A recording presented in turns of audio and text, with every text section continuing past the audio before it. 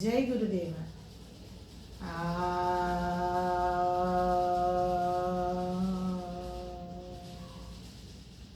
गुरु ब्रह्मा गुरु विष्णु गुरुदेव महेश्वरः गुरु साक्षात् परब्रह्म तस्मै श्री गुरवे नमः। జగద్గురులైనటువంటి మాతా జైనమ్మాజీ సమేత శ్రీ శ్రీ శ్రీ శ్రీ కమలీ బాబా వారి పాదార విందములకు శతకోటి నమస్సుమాంజలను సమర్పిస్తూ ఈరోజు బాబాజీ మానవోద్ధరణకై ఆయన చేసినటువంటి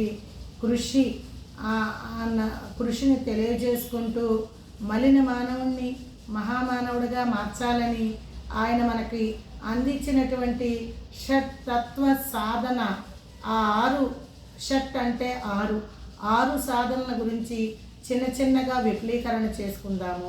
అంతకు మునుపు నాకు తెలిసినటువంటి చిన్న విషయాలను మీ ముందు తెలుపుదామనేదే ప్రయత్నము. ఈ చిన్న ప్రయత్నాన్ని మీరు ఆమోదిస్తారని, అంగీకరిస్తారని ఆత్మబంధువులందరికీ నమస్కరిస్తూ చేస్తున్నాను.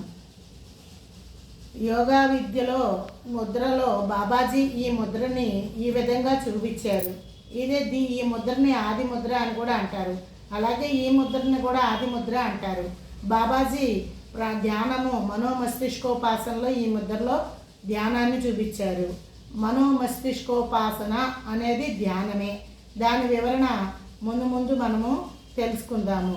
ప్రస్తుతము ఒక ముద్ర గురించి చిన్నగా మునులు, యోగులు, ఋషులు పెట్టినటువంటి ఆ ముద్ర యొక్క అర్థం మీకు తెలియపరిచి తర్వాత బాబాజీ మన కోసం చెప్పినటువంటి షట్ ప్రకటనలను చిన్నగా వివరణ చేసుకుంటూ ముందుకు పోదాము. ఉదాహరణకి ఇలా పెట్టిన ముద్రని చిన్ ముద్ర అని అంటారు.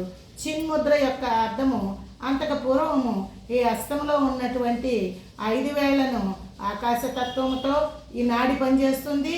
అలాగే అగ్నితత్వంతో ఉన్న ఈ చూపుడు వేలు నాడి పనిచేస్తుంది. అలాగే ఇది వాయుతత్వంతో ఉన్నటువంటి నాడి పనిచేస్తుంది. ఇది భూతత్వంతో ఉన్నటువంటి నాడి పనిచేస్తుంది. ఇది జలతత్వంతో ఉన్నటువంటి నాడి పనిచేస్తుందని యోగా పరంగాను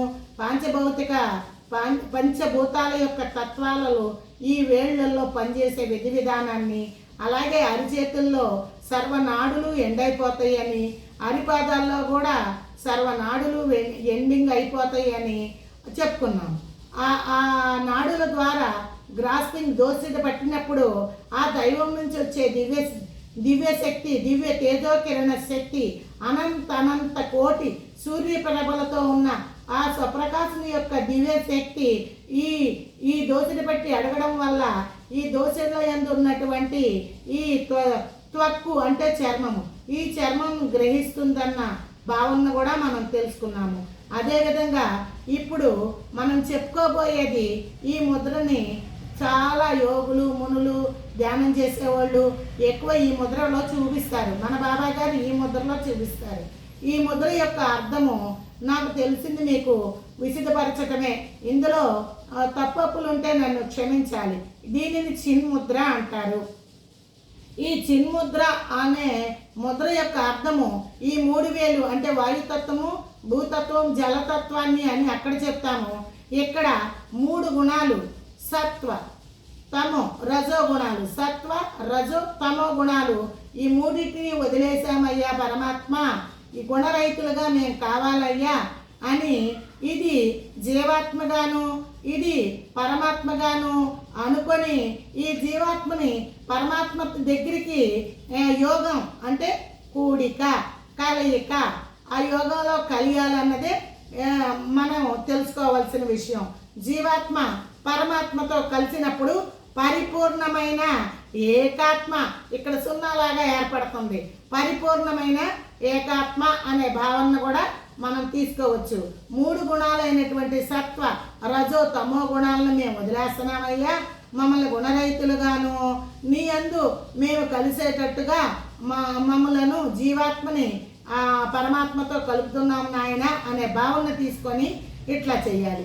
అంతేకాకుండా అగ్నితత్వము ఆకాశతత్వమైన నాడితో సంయోగం చెందటం వల్ల, అంటే ఇలా ఈ ఒత్తిడి ఇలా పెట్టడం వల్ల అగ్ని, మనం అనుకున్నాం జ్ఞానాగ్ని దగ్ధ కర్మాణం, అగ్నితత్వం ఉన్నటువంటి దానితో శరీరంలో ఉన్న మలినాలన్నీ కూడా బయటికి తోయివేయబడతాయి.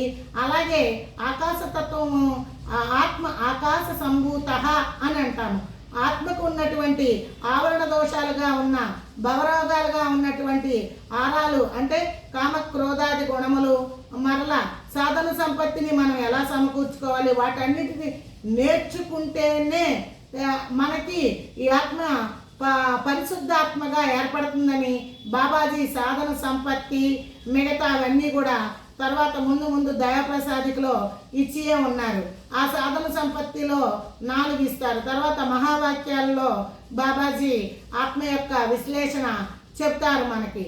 ఆ విధంగా ఈ ముద్ర యొక్క అర్థం మనం తీసుకొని ఇలా పెట్టుకున్నట్లయితే మన లోపల అగ్నితత్వం పెరిగి, మనం పొయ్యి మంట పెడితేనే కదా పచనం అయ్యేది ఆహార పదార్థం పాత్రలో.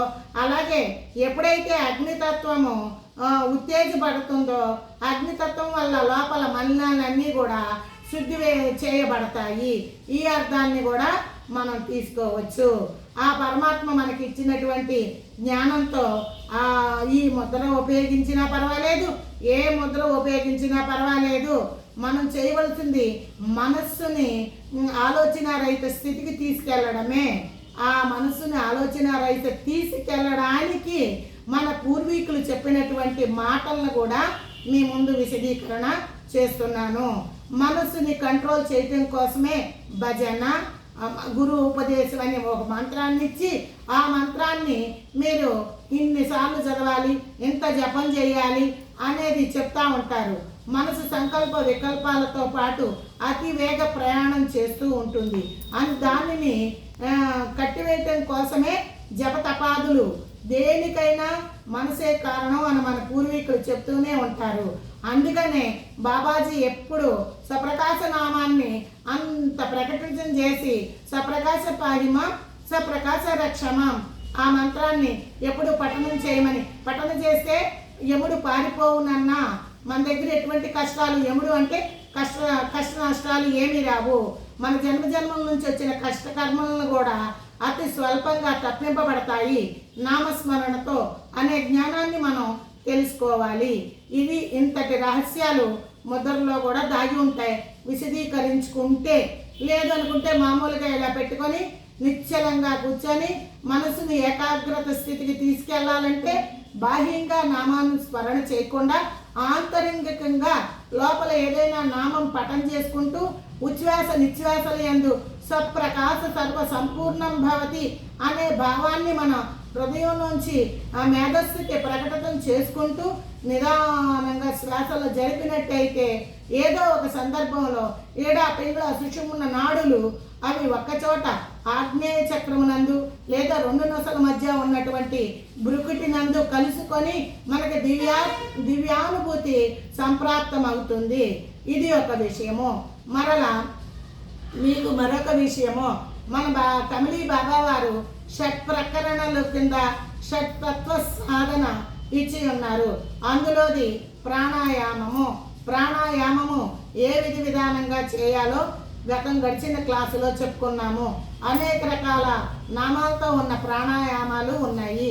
అందులో గురుదేవులు మనకి సులభంగా చేసేటటువంటి ప్రాణాయామం సుఖ ప్రాణాయామం, అదే సూర్యచంద్ర భేద నాడీ శోధన ప్రాణాయామం అని కూడా అంటారని మనం తెలుసుకున్నాము. ఆ ప్రాణాయామం తర్వాత అవయవాలు ఏ విధంగా శుద్ధిపడతాయి అవన్నీ కూడా మనం తెలుసుకున్నాము. ఆ తరువాత మనకి ప్రణవం గురించి కూడా తెలుసుకున్నాము. తర్వాత వ్యాయామ క్రమ ప్రార్థనని తెలుసుకున్నాము. ఇప్పుడు మనోమస్తిష్కోపాసన తర్వాత వచ్చే క్లాసుల్లో నేర్చుకున్నాం. ప్రస్తుతం మౌనము, ఉపవాసము, అప్పుడుతో మనకి ప్రాణాయామము, ప్రణవధారణ, వ్యాయామక్రమ ప్రార్థన, మనోమస్తిష్కోపాసన, తర్వాత మౌనము, ఉపవాసము.